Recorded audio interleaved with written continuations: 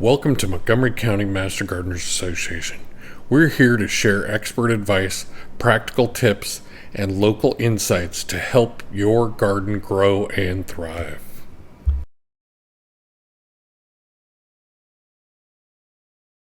Okay, Ron Fleming. I'm head of the gardens of composting. This is our bins over here. All of these bins are mulch and not compost, and they're not compost until we run them through a device we call Bill's Beast, and we filter out the larger product, and it goes here, and then that's the black gold that's the compost, and we don't get that much of it. So we really can't do anything to help the other gardens. It's just to keep the product out of the landfills and to be conservative and earth kind. And this is our chipper, and we're real particular about the sizes of product that we put in here. If it says that it'll take a 3-inch, we'll only do 1.5 or 1 inch. And we chip it, we put the product in here, and it comes out into the chute, and then we'll take the chute off after it gets about this full and dump it, and then we just keep chipping it until we get the size of the product that we're looking for. We're not looking for the size of sand, but the smaller the better, because it'll turn in the bins better. If we leave real large chunks over there, it takes a long time for it to break down. So I've chipped one bag as many as 12 times to get it to the size that we're looking for, and it just after the 12th time we just said, okay, that's as small as we can get it. It's real loud over here. It's real dirty. We use cotton. We use coffee grounds as our nitrogen source.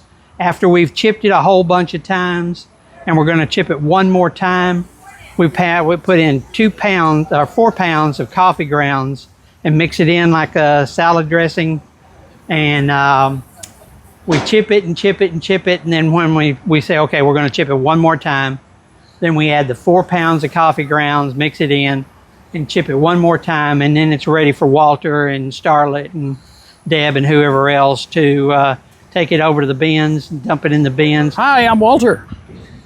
I'm a class of 23. I'm number 2 in composting. We take anything that's organic out of the gardens. We try to use everything that they give us. We do get selective. There's some things we don't want. They're too hard. There's too many weeds. There's too many anything like that. But you can compost anything. Let me show you our bins.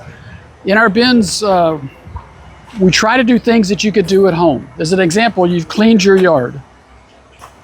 There's a wheelbarrow full of stuff. For our natural bin, this is what we call our natural bin, we would take this material and put it in here.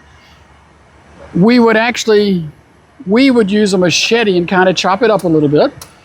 The reason we're trying to do that is to get as an example, this has 2 ends, 1 end, 2 ends. If I put it in the bin and I chop it, I can get a few more ends open to allow organisms in there to help it deteriorate. Because you're trying to let it do everything that's natural, and you don't have to do anything in this bin if you don't want to.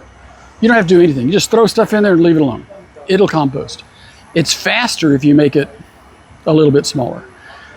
And again, we take anything out of the kitchen scraps, all kind of stuff. This bin has the worst ant problem of any of our bins because of what we allow in it. You don't want meats, fishes, bones. You don't want things like that because it invites critters. You want your critters elsewhere. Get them away from you. I'm not wearing my white socks. Normally I wear white socks. You'd see the ants coming up on me. But this is a natural bin. This is a chipped bin. You've just been through Ron's area where they chip. This bin is about halfway through its process of decomposing. And we're turning it every week right now because we have interns, and that's to accelerate the decomposition. You need water, you need air, you need heat. So we're giving it air by turning it. Bin B up there, which is what we started with this year, is actually compost right now. It is ready to go. We're saving it for the interns that come in the last week of the month. I want them to be able to run Bill's Beast, which you heard about in there. to see, because yes, it's compost, but no, it's not quite there. Because right now, if we look at it, it still has large sticks and things like that. After we go through Bill's Beast, we won't have that. Those will be screened out. And we'll in turn, depending on what size they are, they'll either go right back into another bin or they go back through the chipper to get beat back down again. I would plan for 6 to 9 months for a compostable product that's really usable to it.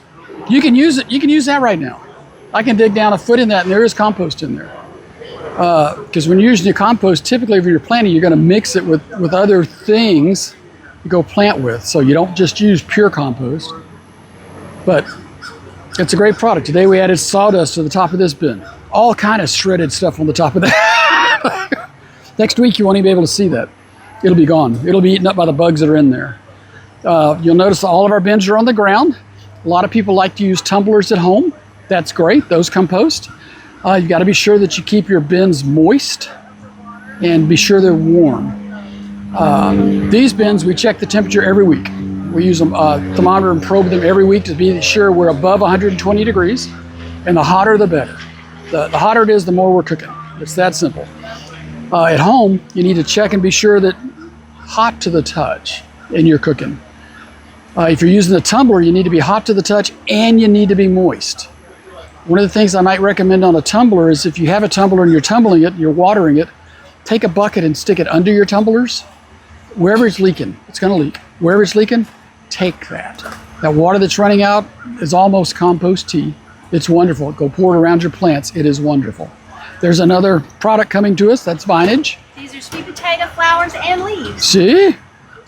And that'll go. That right there, please, ma'am. I'll unload it. These are nice and sweet. Thank you. And I can honestly say there have been days when they brought me stuff out of the gardens. I'm sitting there eating beans. I'm eating tomatoes. They're just ripping them out of the ground. and they don't want to wait for they're moving on. They got to plant again. I understand. At home, we would let that keep growing until there were no tomatoes. Yeah. You'll notice all of our compost bins are on the ground, and that's for a particular reason. A few years ago, we ran them elevated. The theory there was instead of having 5 sides, you had 6 sides to get more air. That was the year that I was an intern. And I came right back to this class, and I said, you're wrong. You need what's in the ground, the bugs. And sure enough, they moved 2 bins down, and suddenly they started walking faster, decomposing faster than the elevated bins. We went back to being on the ground. They were running a test. I just happened to be in that intern class when I got to see that. Yeah. And it's just unique because the ground has all the good bugs. Now that's why at home you don't want to kill everything in your ground. You're killing everything, and that's not what you want. Right. Okay, one person shovels in about 1.5 shovels and the other swirls, and if you get too much, and this is really too much, it makes it a lot harder on the swirler, and then you just move the big stuff to one side. And so you got big chunks here. Big stuff's gonna keep going. Okay.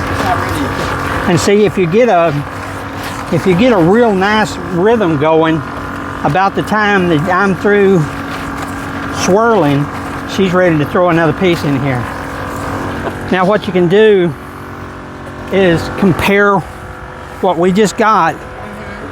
Just take it like this. Mm-hmm. Look at that. Yeah. And then, well, to be fair, you got to dig down just a tad, just a tad, so that this is still wet. Yeah. So this is black gold. Well, welcome to composting. Come join us.